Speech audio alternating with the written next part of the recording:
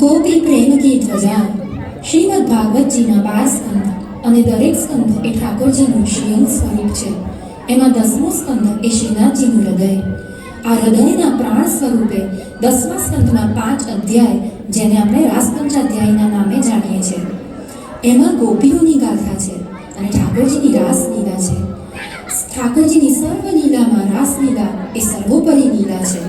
પ્રભુએ રાસલીલા ગોપીઓને સ્વરૂપાનંદનું દાન કરવા કરી છે.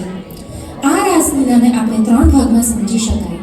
પહેલો, લઘુરાસ. ઠાકોરજી ત્રિભંગ સ્વરૂપે વેણુનાદ કરે છે ત્યારે અર્ધરાત્રિએ ગોપીઓ પોતાનું ઘર છોડી ઠાકોરજીને મળવા દોડી જાય છે અને જે રાસલીલા ત્યારે થાય છે તે લઘુરાસ. ત્યારબાદ ગોપીઓના અંતરમાં ધ્યાન આવે છે, મદ આવે છે અને ઠાકોરજી અંતર ધ્યાન થાય છે. એમના વિરહમાં ઠાકોરજીના ગુણગાન કરતી ગોપીઓ એ ગોપી ગીત. અને છેલ્લે ગોપીઓની સાધન થઈ અને દીનતાથી ઠાકોરજીને પોકારે છે અને ઠાકોરજી આ ભાવ જોઈ ફરી પ્રગટ થાય છે અને ફળાત્મક સ્વરૂપે ગોપીઓને રાસલીલાનું મહાદાન કરે છે, તે મહારાસ. તો આવો આ રાસલીલાનું આપણે આ સૂક્ષ્મ નૃત્ય નાટિકા દ્વારા સ્મરણ કરીએ.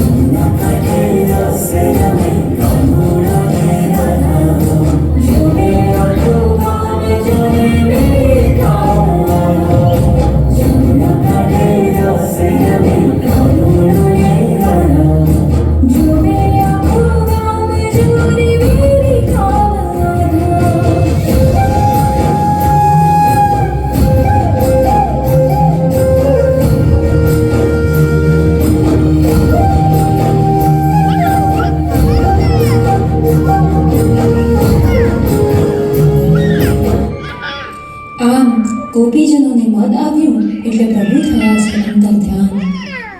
અર્ધરાત્રિએ ચારે બાજુ ગોપીઓ પ્રભુને શોધવા લાગી. સૌને પૂછવા લાગી લતાપતા વૃક્ષોને, મારા શ્યામને કશે જોયા છે? મારો શ્યામ મને જડતો નથી, કોઈ મને મારો શ્યામ બતાવો. જોર જોરથી પ્રલાપ કરવા લાગી. શ્યામને પુકારતી પુકારતી યમુનાજીના કાંઠે પહોંચી.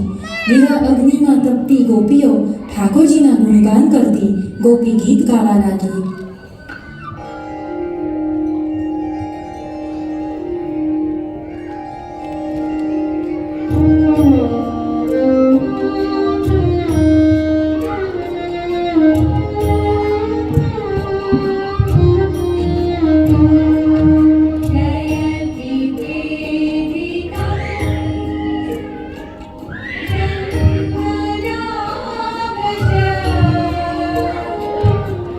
Yeah.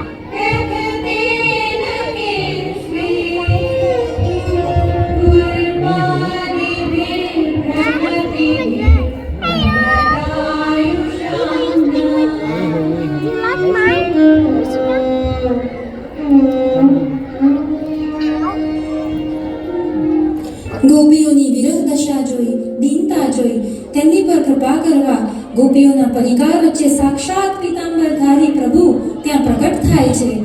ગોપીઓ હર્ષાશ્રુથી દોડીને પ્રભુના ચરણોમાં પડે છે અને પ્રભુ તેમને મહારાસનું દાન કરે છે.